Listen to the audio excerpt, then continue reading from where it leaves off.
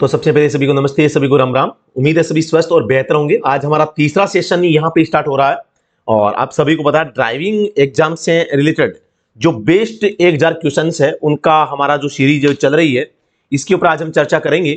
तो सबसे पहले आप सभी को पता होगा कि 1 से लेके 100 तक क्वेश्चंस जो है कर लिए और आज जो हमारा सेशन है यहाँ पे तीसरा 101 नंबर क्वेश्चन से स्टार्ट हो रहा है। तो जो भी साथी इस क्लास को देख रहे हैं इस क्लास को लाइक और शेयर करना मत भूलिएगा। और शुरुआत करते हैं आज के इस सेशन की। और कोई भी क्वेरी आपको है तो कमेंट सेक्शन में आप पूछ सकते हैं और स्टडी फ्रॉम एंड्रॉइड एप्लीकेशन को डाउनलोड कर लेना और इस नंबर पे व्हाट्सएप पे मैसेज कर देना कोई अगर क्वेरी होती है तो लिए चलते हैं आपको पहले प्रश्न की ओर और हम बिना देरी किए आज के इस सेशन की एक नई शुरुआत करते हैं। तो सबसे पहले प्रश्न नंबर 101 आ चुका है। Which of the following is true regarding validity of learner driving license? शिक्षार्थी ड्राइविंग लाइसेंस की वैधता के संबंध में निम्नलिखित में से कौन सा सत्य है?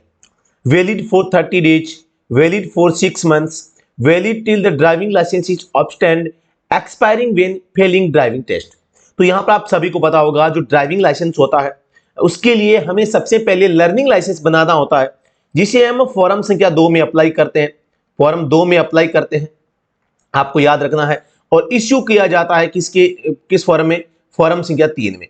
ठीक है, फॉर्म 3 में वैलिडिटी जो इसकी रहती है वैलिडिटी इसकी 6 मंथ रहती है। ठीक है, और आप लर्निंग लाइसेंस से जो डीएल अप्लाई करते हैं डीएल अप्लाई के लिए इसकी अलग वैलिडिटी रहती है 30 दिन बाद में वह 180 दिन के भीतर ये आपको स्थायी लाइसेंस के लिए अप्लाई करना होता है। जो लर्निंग लाइसेंस होता है कभी भी रिन्यू नहीं होता है, मैं बता देना चाहता हूं, रिन्यू नहीं होता है भाई, रिन्यू नहीं होगा, आपको दोबारा ही बनवाना पड़ेगा। और साथियों बताना चाहूंगा आप लर्निंग लाइसेंस के लिए ड्राइविंग लाइसेंस के लिए अब जब लर्निंग लाइसेंस बनवाएंगे तो एलएमवी का माना कि आपने लर्निंग लाइसेंस बनवा लिया, फिर एलएमवी का लाइसेंस बनवा लिया। अगर आपको एचएमवी बनाना है तो एचएमवी के लिए आपको अलग से लर्निंग लाइसेंस बनाना होगा। तो उस हिसाब से आप देख पा रहे हैं इस प्रश्न का जो जवाब होगा option number B right answer हो जाएगा। प्रश्न 2 आ चुका है। The section that denotes the offence of driving vehicle exceeding its gross vehicle weight. यहां पर यह पूछा गया है कि आप सकल वाहन भार से अधिक अगर वाहन चलाने के लिए अपराध को दर्शाती है, मतलब ओवरलोड की बात हो रही है, ओवरलोड। तो आप सभी को पता होगा मोटर व्हीकल जो एक्ट है, मोटर व्हीकल एक्ट 1988 है, इसकी जो धारा है 113 ये ओवरलोड के बारे में बताती है। धारा 115 है वो नो एंट्री के बारे में या एंट्री के बारे में बताती है।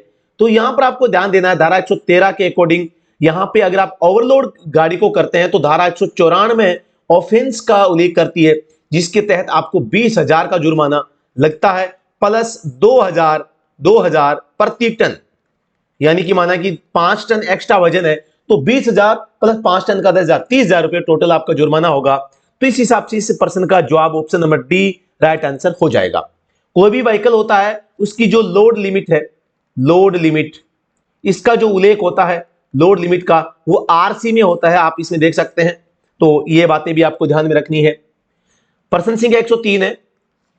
Which of the following vehicles has first priority on the road during an emergency duty? यानी कि कोई भी आपातकालीन स्थिति आ जाती है तो सड़क पर चल रहे वाहनों में से आप किन वाहनों को सबसे ज्यादा जो है प्रायोरिटी यानी कि प्राथमिकता देंगे? तो जैसे कि फायर सर्विस व्हीकल है, एम्बुलेंस है, पुलिस सर्विस व्हीकल है और वीआईपी गाड़ी है। तो आप सभी को पता होगा कि यहां पर रोगी वाहन में केवल एक आदमी होगा, लेकिन आग के कारण हो सकता है 50 आदमियों की जान खतरे में होगी, 50 आदमी यहां पे खतरे में होंगे। पुलिस सर्विस व्हीकल यहां पे ये बाद में भी जाएंगे तो कोई दिक्कत नहीं है ना। तो यहां पर सबसे जो इंपॉर्टेंट होता है वो फायर सर्विस व्हीकल होता है। तो सबसे पहली प्राथमिकता आपको इस अग्निशमन वाहन को देनी चाहिए, 2 नंबर आपको एम्बुलेंस को देनी चाहिए, 3 नंबर आपको पुलिस को देनी चाहिए। ठीक है, ये आपको चीजें ध्यान में वो रखना है। तो ऑप्शन नंबर 1 इसका राइट आंसर हो जाएगा। और आपातकालीन जो वाहन होते हैं, आपात वाहन जो होते हैं, आपात वाहनों को रास्ता देने से संबंधित आप सभी को पता है मोटर व्हीकल एक्ट में धारा 194 ई उल्लेख किया गया है। और आप अगर इसका पालन नहीं करते हैं तो आपके ऊपर जुर्माना भी भारी लगता है, 10,000 का जुर्माना आपके ऊपर लगाया जा सकता है। यह भी आपको याद रखना है। पर्सन संख्या 104 आपके सामने आ चुका है। How long can you drive a vehicle legally if the insurance has expired before you renew it. यानी कि यदि आपकी नवीनीकरण से पहले बीमा समाप्त हो गया है तो आप कानूनी रूप से कितने समय तक वाहन को चला सकते हैं। आप सभी को पता होगा मोटर व्हीकल एक्ट 1988 की जो धारा 145 और 146 है वो इंश्योरेंस के बारे में उल्लेख करती है। इंश्योरेंस कि भी आपकी गाड़ी का इंश्योरेंस होना चाहिए। फॉरम की पूछें तो यहां पर फॉरम जो होता है, यहां पर फॉरम 51 में और फॉरम 53 में छूट बीमा जो दी जाती है और 53 में बीमा का प्रमाण पत्र आपको दिया जाता है, बीमा प्रमाण पत्र, ठीक है, ये जारी किया जाता है। अवधि बात करते हैं कि वैलिडिटी इसकी कितनी होती होगी, तो वैलिडिटी इसकी 1 साल होती है अमूमन। और रिन्यू की बात करते हैं, रिन्यू की तो आप 30 दिन पहले आप इसे एडवांस रिन्यू करवा सकते हैं, इससे ज्यादा पहले नहीं करवा सकते। लेकिन जब एक्सपायर हो जाए तो व्हीकल ड्राइव जो आप करते हैं, व्हीकल ड्राइव 0 डेज, ये आपको याद रखना है। आप एक भी दिन गाड़ी को रन नहीं कर सकते।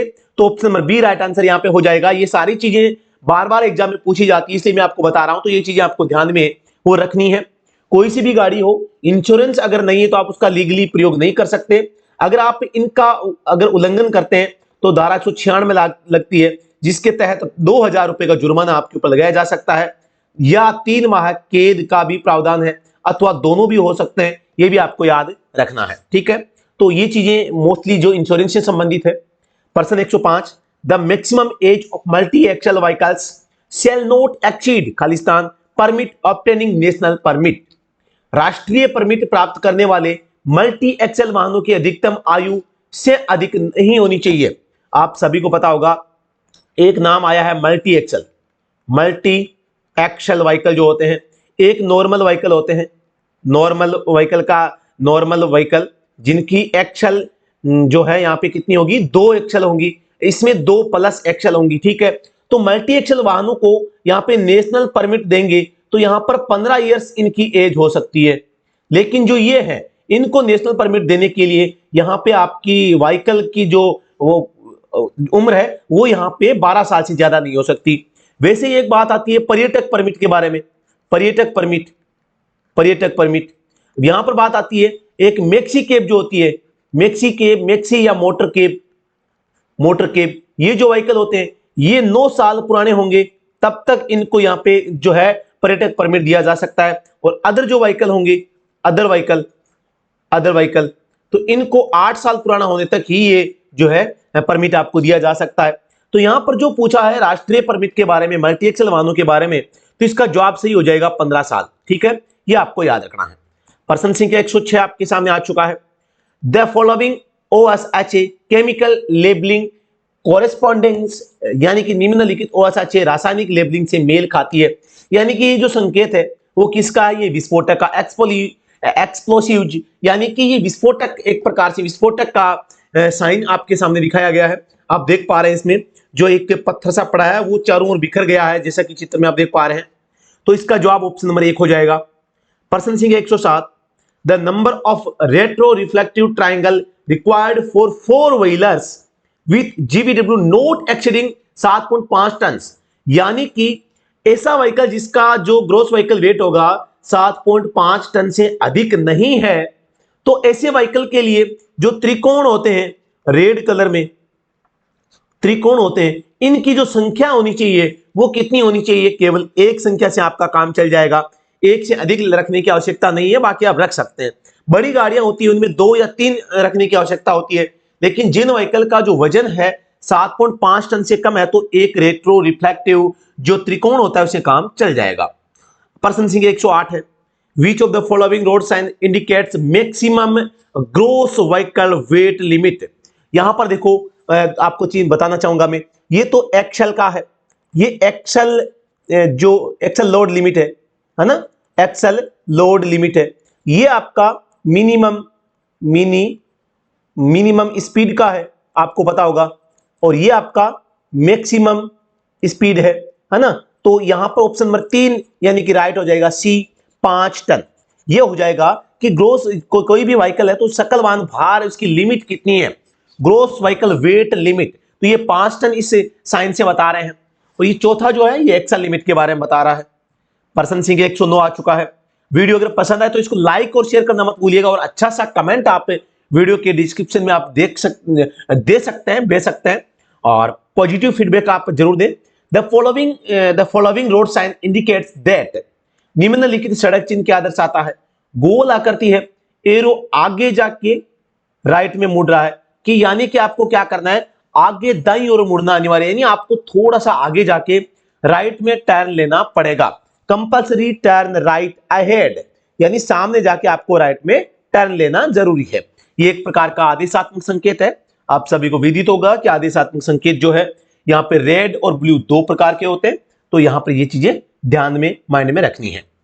पर्सन संख्या 110, the drive of motor vehicle who wishes to turn right in a 2-lane road shall खालिस्तान along which he is traveling before taking right turn। Right turn आप अगर लेना चाहते हैं तो आप यहां पर राइट टर्न लेने से पहले यहां पे आपको क्या चीजें ध्यान में रखनी चाहिए। मोटर वाहन का चालक जो 2 लेन वाली सड़क पर दाहिनी ओर मुड़ना चाहता है, उसे दाहिनी ओर मुड़ने से पहले खालिस्तान करना होगा जिसके पर वह यात्रा कर रहा है। आप सभी को पता होगा कि 2 लेन सड़क है, माना कि ये पहली है, ये दूसरी है। अब आपको राइट में टर्न लेना, तो यहां से लेंगे तो यहां से आने वाले व्हीकल के बीच में आ जाएंगे। आपको अगर राइट टर्न लेना तो आप यहां से अगर चल रहे हैं तो आपको यहां पर इस लाइन में आ जाना आगे, ठीक है, ये आपको ध्यान रखना है। तो इस टाइप से अगर आप आगे बढ़ के यहां से आप राइट टर्न लेंगे, यानी कि आप राइट वाली लेन में जाके राइट टर्न लेंगे। Option number 3, drive as close to the right most lane, सबसे दाहिनी लेन के करीब आपको ड्राइव करना चाहिए। अगले प्रश्न पे हम चलते हैं।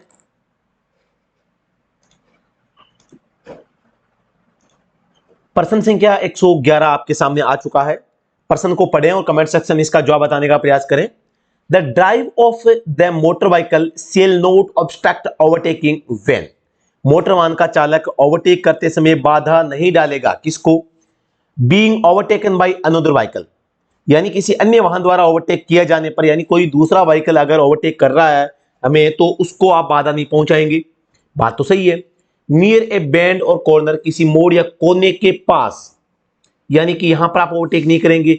नियर ए हिल और अदर ऑब्स्ट्रक्शन, किसी पहाड़ी या अन्य रुकावट के पास।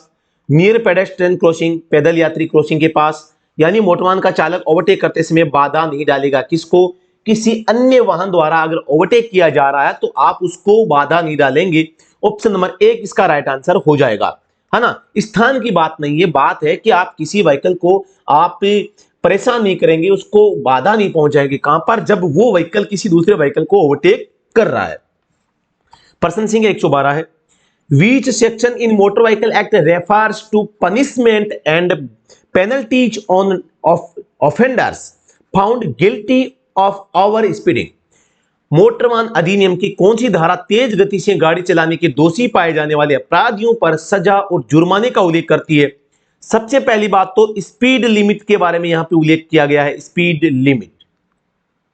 लिमिट तो आप सभी को पता होगा मोटर व्हीकल एक्ट की 1988 की जो धारा है, धारा 112 इसका उल्लेख करती है। और अगर ऑफेंस आप अपराध करते हैं तो पेनल्टीज के रूप में सेक्शन 183 लागू होती है, और 183 एलएमवी मामले में 1000 से 2000 के जुर्माने का प्रावधान करती है, और एचएमवी के मामले में यहां पे 2000 से 4000 रुपए का जुर्माने का प्रावधान यहां पे करती है। तो ये चीजें आपको याद रखनी है, तो इसलिए option number B right answer यहां पे हो जाएगा। ठीक है, समझ में आ गया। ओके, स्पीड लिमिट का जो नया रूल है 2018 में मोर्थ डिपार्टमेंट की ओर से जारी कर दिया गया है। उसके तहत एक्सप्रेस वे पर कार की 120 किलोमीटर पर आवर की स्पीड से भी आप गाड़ी चला सकते हैं, और बाकी जो बसें होती है उनकी 90 की स्पीड हो सकती है, ट्रक जो होते हैं उनकी 80 तक स्पीड हो सकती है, मोटरसाइकिल जो है उनकी भी 80 तक किलोमीटर प्रति घंटा की रफ्तार से वो गाड़ी चला सकते हैं।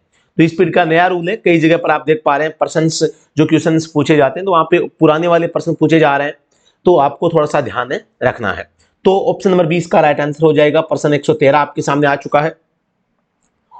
What is the minimum age required for a commercial vehicle driving licence applicant, व्यवसायिक वाहन ड्राइविंग लाइसेंस आवेदक के लिए आवश्यक न्यूनतम आयु क्या होगी? आप सभी को पता होगा कि यहां पर जो है मतलब आप कॉमर्शियल ड्राइविंग लाइसेंस अगर आप बनवाना चाहते हैं तो आपकी उम्र पहली बात तो 20 साल होनी चाहिए, प्लस आपके पास में एक 1 ईयर एलएमवी का होना चाहिए। ठीक है, 17 साल गलत हो जाएगा, 18 साल गलत हो जाएगा, 20 साल, 20 वर्ष या उससे अधिक और गैर परिवहन वाहन चलाने का 1 वर्ष का अनुभव। ऑप्शन नंबर सी इसका राइट आंसर हो जाएगा। ठीक है, समझ में आया ना? ये आपको ध्यान रखना है। अब एलएमवी के लिए बात करता हूं। एलएमवी के लिए आपको क्या है, उम्र 18 साल हो सकती है। और विदाउट गियर की बात करते हैं, विदाउट गियर, विदाउट गियर तो इसके लिए आपकी उम्र 16 साल भी हो सकती है, याद रखना है आपको। पर्सन संख्या 114 आपके सामने, certificate of registration of motor vehicle issued in, यानी कि जो आरसी होती है इसको किस फॉर्म में जारी किया जाता है? आप सभी को पता है फॉर्म संख्या 20 है, इसमें आरसी को अप्लाई किया जाता है। 21 में सेल सर्टिफिकेट होता है। ठीक है, सेल सर्टिफिकेट, इसमें जो है सड़क योग्यता प्रमाण पत्र होता है। ठीक है,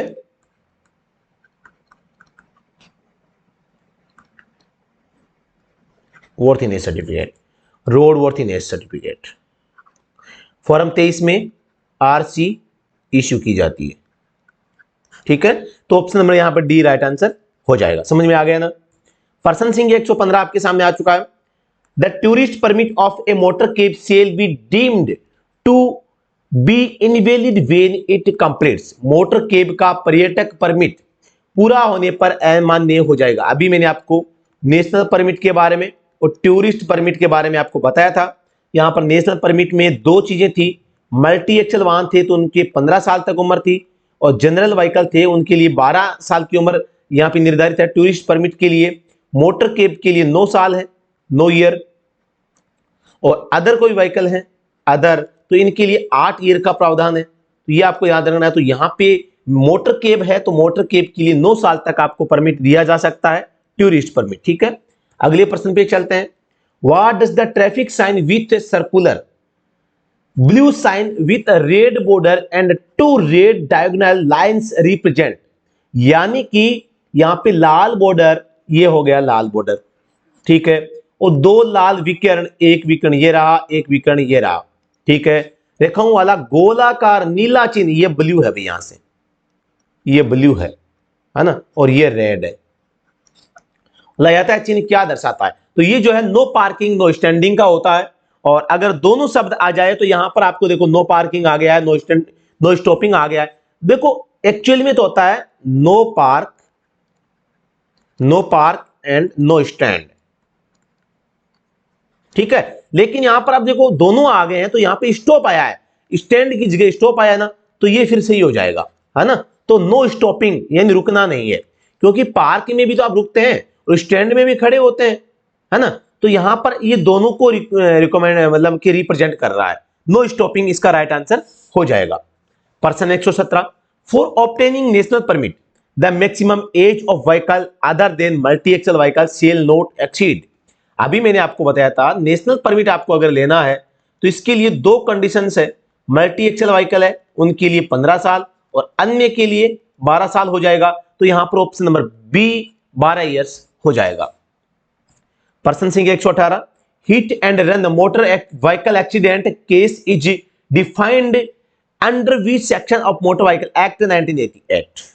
हिट एंड रन मोटर वाहन दुर्घटना मामले को मोटर वाहन अधिनियम 1988 की किस धारा के तहत परिभाषित किया गया है?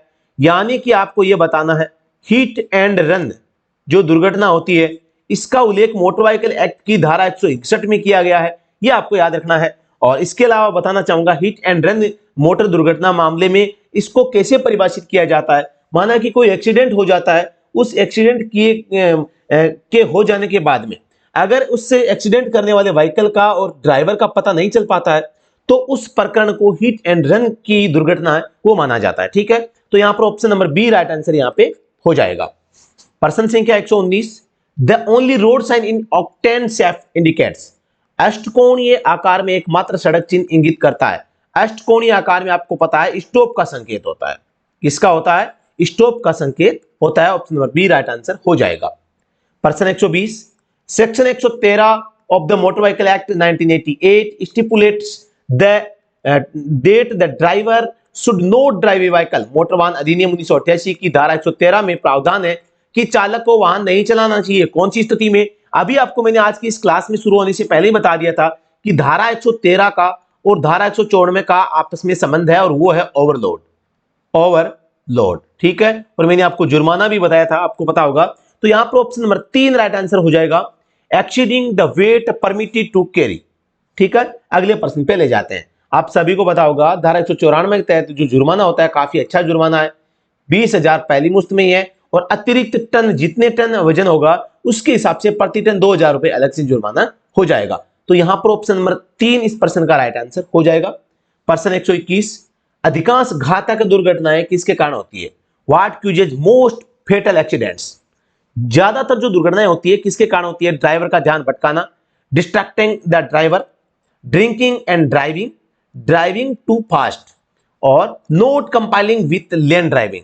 यानी कि जो ज्यादातर दुर्घटनाएं होती है वो ड्राइविंग टू फास्ट, बहुत तेज गति से गाड़ी चलाने के कारण है वो होती है। अगर आप गाड़ी धीमी चलाते हैं तो आपने अगर मतलब कि ड्राइवर का ध्यान भटकता भी है या वो शराब पीकर भी चला रहा है तो भी वो कंट्रोल ऑलमोस्ट कर लेगा, कम संभावना रहेगी धीरे में।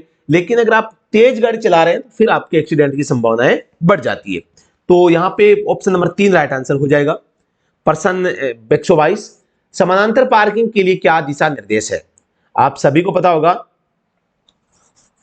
मतलब कि समानांतर पार्किंग के लिए क्या दिशा निर्देश है? अपने वाहन को निकटवर्ती यातायात की विपरीत दिशा में पार्क करें। विपरीत में आपको पार्क नहीं करना चाहिए। पार्क किए गए वाहन को वाहन पार्किंग की मार्किंग लाइनों को कम से कम आधा कवर करना चाहिए, आधा कवर नहीं करना चाहिए, लाइनों के ऊपर नहीं चला सकते। पार्क किए गए किसी अन्य वाहन से कम 3 मीटर की दूरी बनाए रखें और पार्क अगर कोई व्हीकल किया गया है तो 3 मीटर की दूरी वहां पर आवश्यकता नहीं है। ऑलमोस्ट आपकी जो डिस्टेंस होती है वो 3 फीट या 4 से 5 फीट तक टायर टार्मक नियम के अकॉर्डिंग भी इतनी ही होती है, ज्यादा दूरी की आवश्यकता नहीं होती है। तो यहाँ पर 5 मीटर जो है ये भी गलत हो जाएगा, ठीक है, सॉरी 3 मीटर। और यहाँ पर अपने वाहन को सड़क में बाधा उत्पन्न करने वाले किसी खड़े वाहन के पास पार्क न करें, ये सही कथन हो जाएगा। इसमें पूछा यही है कि what are the guidelines for parallel parking. Parallel parking के लिए गाइडलाइन क्या होती है कि अपने वाहन को सड़क में बाधा उत्पन्न करने वाले किसी खड़े वाहन के पास पार्क नहीं करें। पहले से कोई गाड़ी खड़ी है और आप सोचते हैं यार मैं भी पार्क कर दूं, तो ये गलत हो जाएगा। वहां अगर बीच में आ रही है, अगर कोई यातायात को प्रभावित कर रही है तो फिर आपके व्हीकल को सीज किया जा सकता है या आपका जुर्माना, आपके ऊपर जुर्माना लगाया जा सकता है। अगले क्वेश्चन की ओर चलते हैं। उपरोक्त यातायात चिन्ह क्या दर्शाता है? What does the above traffic sign indicates. आप सभी को पता है त्रिभुज में संकेत है, क्रॉस बना हुआ है, मतलब कि नो पार्किंग गलत हो जाएगा। क्रॉस रोड ये बिल्कुल राइट आंसर हो जाएगा, मतलब चौराया। क्रॉस रोड को चौराया भी आप बोल सकते हैं, चौराहा, ठीक है। तो ऑप्शन नंबर बी इसका राइट आंसर हो जाएगा। एक प्रकार का चेतावनी संकेत है जो कि आप यहां पे चौराहे के रूप में देख पा रहे हैं।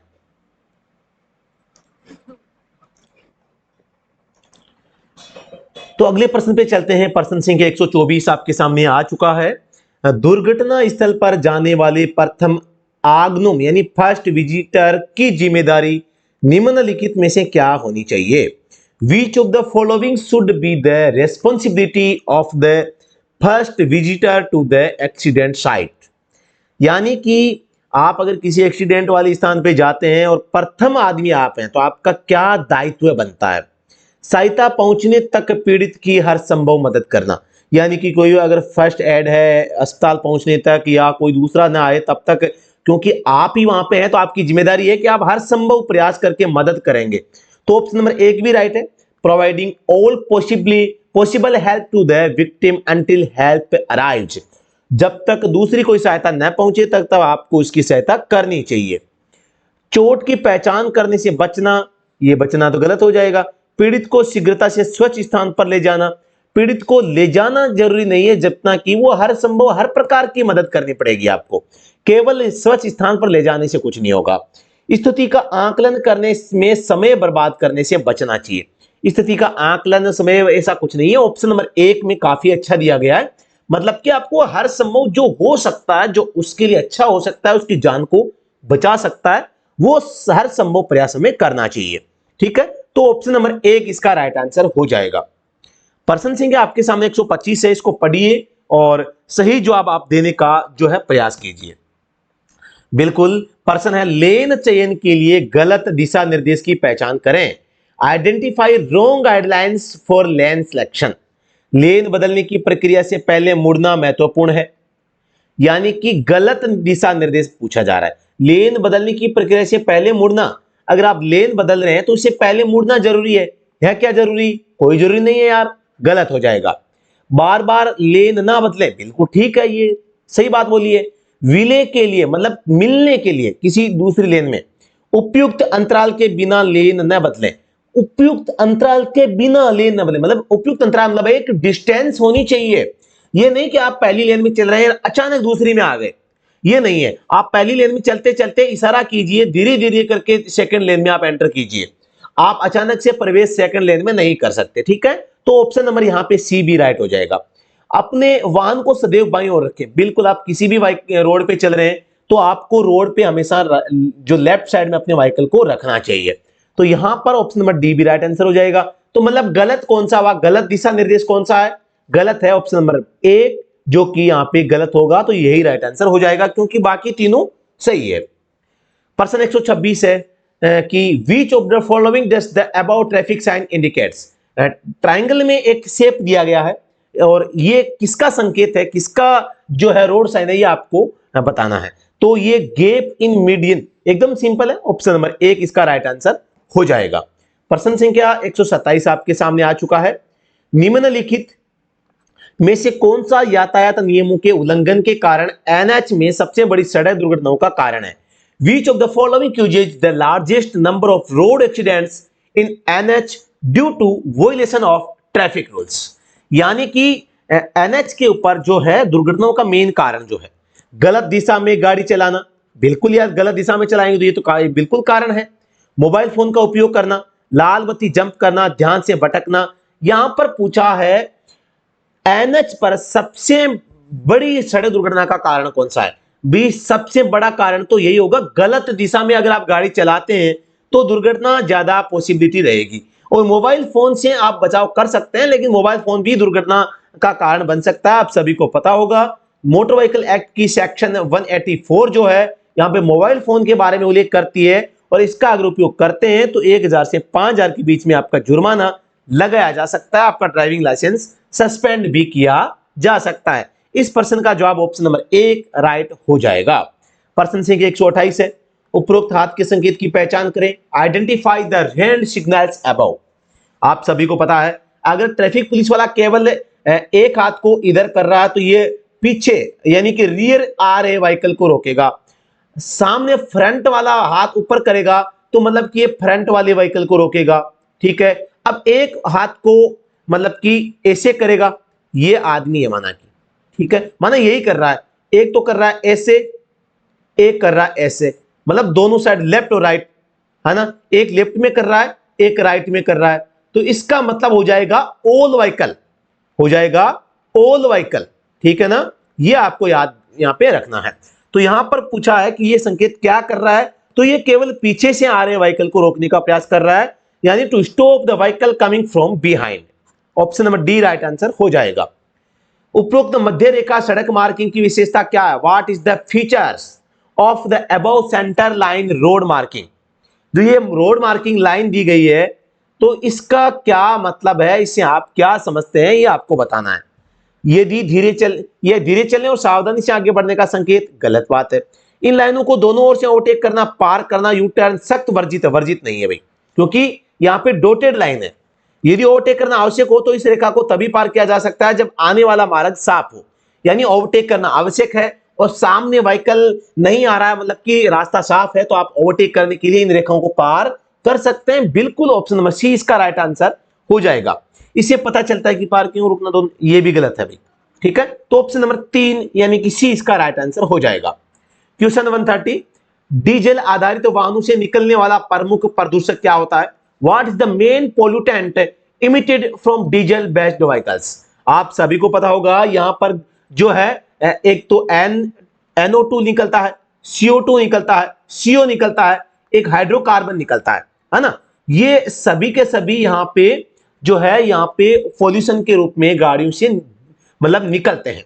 एक O2 भी निकलता है, O3 या O2 भी निकल, ओजोन। तो इनमें से सबसे ज्यादा खतरनाक जो होती है ना, ये CO होती है। CO को आप कार्बन मोनोऑक्साइड कह सकते हैं और इसकी जो लिमिट होती है 0.03% रहती है। ठीक है, ये आपको जाना, इतना कम प्रतिशत फिर भी ये सबसे खतरनाक है, बता दूं मैं आपको, है ना, सबसे घातक यही है। तो अगले प्रश्न पे चलते हैं।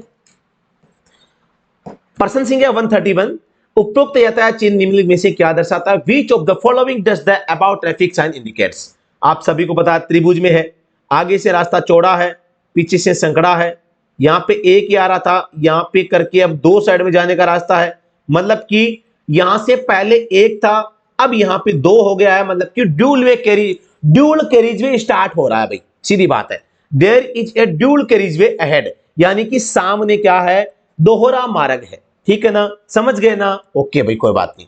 प्रश्न संख्या 132, प्राथमिक चिकित्सा की एबीसी में सी का अर्थ क्या होता है? आप सभी को पता होना चाहिए एबीसी की फुल फॉर्म क्या होती है। सबसे पहली बात होती है मतलब कि एबीसी जो होती है फर्स्ट एड में, इसका फुल फॉर्म क्या है?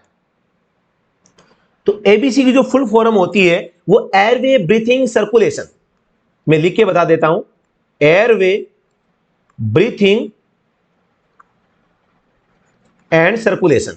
सर्कुलेशन इसमें आ गया कौन से में? तीसरे में, CIRCULATION, सर्कुलेशन, यानी कि साफ हवा मौजूद होनी चाहिए, श्वास लेने में कोई समस्या नहीं होनी चाहिए, परिसंचरण यानी कि सर्कुलेशन अच्छा होना चाहिए। ये फर्स्ट एड में तीनों चीजें जो होती है बहुत ही इंपॉर्टेंट चीजें यहां पर रहती है। प्राथमिक चिकित्सा में कोई भी अगर किसी को आप फर्स्ट एड दे रहे हैं तो ये तीनों चीजें जो है यहां पे होनी चाहिए, मतलब कि एक तो साफ वातावरण हो, एक ब्रीथिंग यानी श्वास लेने में कोई दिक्कत ना हो, तीसरा सर्कुलेशन यानी कि आसानी से सांस ले सके, तो एयर की मौजूदगी हो और आसानी से उसको मतलब कि वो हवा मिल सके, इसके लिए आपको ये मतलब कि प्रायोरिटी इनको देनी चाहिए एबीसी रूल को। तो ये एबीसी रूल है फर्स्ट एड में, एयरवे ब्रीथिंग सर्कुलेशन, तो ऑप्शन नंबर 3 इसका राइट आंसर हो जाएगा। प्रश्न 133, ये संकेत जो है क्या आपको दिखाई दे रहा है? आपको पता है यहां पे डॉट है, यहां पे डॉट है, यहां से गाड़ियां चल रही है, अब यहां इस लेन को स्टॉप कर दिया गया है, अब इसको इधर करके फिर वापस आगे जाएंगे, मतलब कि यहां पे जो मार्ग है उसको डाइवर्ट किया गया है। हम कह सकते हैं traffic diversion on dual carriageway, एक यानी कि मार्ग तो दो थे, एक यहां था एक यहां था, अब इसको यहां से बंद कर दिया और इसको यहां से बंद कर दिया, मतलब कि ड्यूल कैरिजवे था उसमें ट्रैफिक को डाइवर्ट किया गया है। तो दोहरे कैरिजवे पर यातायात का परिवर्तन, ऑप्शन नंबर डी राइट हो जाएगा। क्वेश्चन नंबर 134, उपरोक्त पार्किंग चिन्ह क्या दर्शाता है? आप सभी को पता होगा, what does the above parking sign indicates? P बना हुआ है, एरो का निशान राइट की ओर जा रहा है, राइट साइड में RIGST। ठीक है, तो अब ये जो पी है मतलब पार्किंग जो है किधर है? राइट साइड में, तीर के चिन्ह की तरफ पार्किंग या parking on the right side of the arrow, है ना, राइट साइड मतलब parking on the right side, ऐसा भी आप कह सकते हैं, मतलब कि राइट साइड में पार्किंग है। तो इस प्रश्न का जो जवाब हो जाएगा ऑप्शन नंबर 3 यानी कि सी। प्रश्न संख्या 135, सल्फर डाइऑक्साइड का मानव स्वास्थ्य पर प्रमुख प्रभाव निम्नलिखित में से क्या है? Which of the following is the major effect of sulfur dioxide on human health? Human health, मानव के शरीर पर सल्फर डाइऑक्साइड जो होता है उनसे क्या हो सकता है? मस्तिष्क को काफी नुकसान पहुंचना, फेफड़ों की कार्य क्षमता पर प्रतिकूल प्रभाव डालना, आंख नाक और गले में जलन, जी मचलना और सिर दर्द पैदा होना। तो यहां पर जो है सल्फर डाइऑक्साइड से फेफड़ों की कार्य क्षमता पर प्रतिकूल प्रभाव पड़ता है, जिससे कि श्वसन जो क्रिया है वो प्रभावित या इफेक्टिव हो जाती है। प्रश्न संख्या 136, उपरोक्त यातायात चिन्ह निम्नलिखित में से किसको प्रदर्शित करता है? Which of the following does the above traffic sign represent? आप सभी को पता है गोल आकृति में है, एक एरो सीधा जा रहा है, एक एरो साइड में भी जा रहा है और ब्लू सर्कल में बना हुआ है, मतलब कि आदेशात्मक संकेत है, आप या तो सीधे जाएं या टर्न ले, किधर? लेफ्ट में आपको टर्न ले, मतलब कि या तो आपको सीधे जाना है या आपको लेफ्ट में मुड़ना है। मैंडेटरी डायरेक्शन कंट्रोल सिग्नल, निषेध प्रोहिबिटरी साइन, ये गलत हो जाएगा। रुके रास्ता दे, ये भी गलत है। गति, ये भी गलत है। तो ऑप्शन नंबर 1 राइट आंसर हो जाएगा। मैंडेटरी डायरेक्शन कंट्रोल सिग्नल, यानी आपको अनिवार्य रूप से किस दिशा में आगे बढ़ना है उसको कंट्रोल करने का साइन है। प्रश्न संख्या 137 है, Which term is used to refer to violent behavior by the driver of an automobile? Automobile के चालक द्वारा हिंसक व्यवहार को संदर्भित करने के लिए किस शब्द का उपयोग किया जाता है? किस शब्द का उपयोग किया जाता है, ये आपको बताना है। आप सभी से ये पूछा जा रहा है ऑटोमोबाइल के चालक द्वारा, मतलब कोई भी गाड़ी है उसका ड्राइवर जो है, कोई रोड पे आप जा रहे हैं, वो चलती गाड़ी में भी किसी दूसरी गाड़ी को परेशान करता है, दूसरे चालक को परेशान करता है, रोक के भी सवारियों से या दूसरे चालक से, सड़क उपयोगकर्ताओं से बहस करता है, तो वो एक प्रकार का दुर्व्यवहार होता है। यानी कि यहां पर पूछा है चालक का दुर्व्यवहार, चालक का दुर्व्यवहार, ठीक है। अब इसको आप क्या नाम देंगे? तो इसका नाम होता है ROAD, road rage. Road rage यानी कि कोई भी चालक जो है दूसरे सड़क उपयोगकर्ताओं को, कस्टमर्स को, थर्ड पार्टी जो पर्सन है उनको परेशान करता है, गाली गलौज करता है, उनको दिक्कत पहुंचाता है, प्रॉब्लम्स क्रिएट करता है, उनसे लड़ाई झगड़ा करता है, तो वो एक रोड रेज की श्रेणी में आता है। तो यहां पर ऑप्शन नंबर 1 इसका राइट आंसर हो जाएगा। प्रश्न संख्या 138, identify the speed limit and vehicle control sign given here. यानी कि यहां दी गई गति सीमा और वाहन नियंत्रण चिन्ह की पहचान करें। यहां पर यह पूछा गया है भाई गति सीमा या वाहन नियंत्रण चिन्ह की पहचान करें, मतलब ये जो चिन्ह दिया गया है, सीधे शब्दों में बताऊं तो ये चिन्ह दिया गया है, इस चिन्ह का मतलब क्या है ये आपको बताना है। तो यहां पर आप सभी को पता होगा कई संकेत होते हैं जिनमें एक एरो ऊपर होता है, एक नीचे होता है, ऊपर नीचे की ओर, ये हाइट का होता है। एक होता है जहां पे एक अंदर की ओर, इधर भी अंदर की ओर, ये विड्थ का होता है यानी चौड़ाई का होता है। एक एरो होता है जिसमें एक एरो इधर बाहर की ओर, एक इधर बाहर की ओर, तो ये लेंथ का होता है। तो यहां पर एरो कौन सा है? ये वाला, यानी कि यहां पे हाइट का है। तो load limit, height limit, length limit, width limit, तो ये हाइट वाला हो जाएगा, विड्थ वाला हो जाएगा ये, ठीक है, और लेंथ वाला हो जाएगा ये, ठीक है। तो समझ में आ गया होगा। क्वेश्चन नंबर 139, उपचार के बिना HIV संक्रमण वाले लोगों में गंभीर बीमारियां विकसित हो सकती है, उनमें से एक निम्नलिखित में से कौन सा है? Without treatment people infected with HIV can develop serious illness, which of the following is one of them? रेस, गले में खराशा, तपेदिक, वजन कम होना। तो यहां पे जो है ट्यूबरक्लोसिस हो सकता है अगर आप HIV संक्रमण लोगों में गंभीर बीमारियां विकसित होती है और आप अगर उपचार नहीं करवाते हैं तो तपेदिक या ट्यूबरक्लोसिस हो सकता है। ऑप्शन नंबर 3 इसका राइट आंसर हो जाएगा। प्रश्न 140, ड्राइवर द्वारा दिए गए इस हाथ के संकेत का क्या मतलब? What does this hand signal given by the driver mean? आप सभी को पता होगा संकेत, अगर हाथ का संकेत, हाथ बाहर निकाला, समकोण पर किया तो मतलब स्लो डाउन का, इसमें सॉरी स्टॉप का होता है ना। सीधा बाहर निकाला, ऊपर नीचे कर रहा है तो ये स्लो करने का होता है। सीधा बाहर निकाला, हथेली का मुंह आगे की ओर होता है, सॉरी हाँ आगे की ओर, तो ये राइट टर्न का होता है, राइट टर्न का। ये क्लॉकवाइज या एंटी क्लॉकवाइज जो घुमाते हैं ना, ये लेफ्ट टर्न का होता है, लेफ्ट टर्न, ठीक है। तो ये जो साइन होगा ये लेफ्ट टर्न का हो जाएगा, ठीक है। तो यहां पर कौन सा सवाल ऑप्शन सही हो जाएगा? उसका इरादा बाईं ओर जाने या बाईं ओर मुड़ने का है। His intention is to go left or turn left. Option number 1 इसका राइट आंसर हो जाएगा। पर्सन संख्या 141, स्थायी ड्राइविंग लाइसेंस उन लोगों को जारी किया जाता है जो लर्नर लाइसेंस जारी होने की तारीख से खालिस्तान के बाद 180 दिनों के भीतर आवेदन करने के लिए इसके लिए पात्र हो जाते हैं। Permanent driving licence is issued to those who become eligible on the date of issue of learner licence within 180 days to apply for after. यहां पर यह पूछा गया है कि आप स्थायी ड्राइविंग लाइसेंस के लिए अप्लाई करना चाहते हैं तो आपका जो लर्निंग लाइसेंस जारी होगा उसके जारी होने के कितने दिनों के बाद आप जो है स्थायी ड्राइविंग लाइसेंस के लिए अप्लाई कर सकते हैं? तो आप सभी को पता होगा जो लर्निंग लाइसेंस होता है, LEARN learning licence, LICENS licence, इसकी जो वैलिडिटी होती है ना, वैलिडिटी तो 6 मंथ होती है, ठीक है। लेकिन DL अप्लाई मैंने आपको इस आज की क्लास में शुरुआत में भी बताया था 30 से लेके 180 दिन के भीतर आप करवा सकते हैं। तो यहां पर ऑप्शन नंबर 1 इसका राइट आंसर हो जाएगा। प्रश्न संख्या 142, जब कोई नेत्रहीन व्यक्ति सफेद लकड़ी लेकर सड़क पार कर रहा हो तो वाहन चालक सफेद लकड़ी को when a blind person is crossing the road carrying a white stick, the driver of the vehicle should carry the white stick. ठीक है, तो यहां पर आपको पूछा गया है कि एक सफेद लकड़ी लेकर अगर कोई व्यक्ति सड़क पार कर रहा है तो आपको क्या करना चाहिए।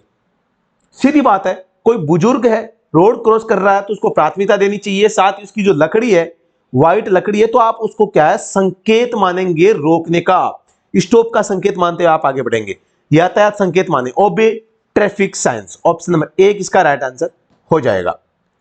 क्वेश्चन नंबर 143, वाहन चालन के संदर्भ में टेल गेटिंग का टेल यानी होता है पूंछ, गेटिंग यानी चलना, तो का अर्थ होगा what does tailgating mean in the context of driving. सबसे पहले मैं बता दूं टेल गेटिंग का कई बार प्रश्न आ चुका है, इसको स्टार लगा लेना आप सभी।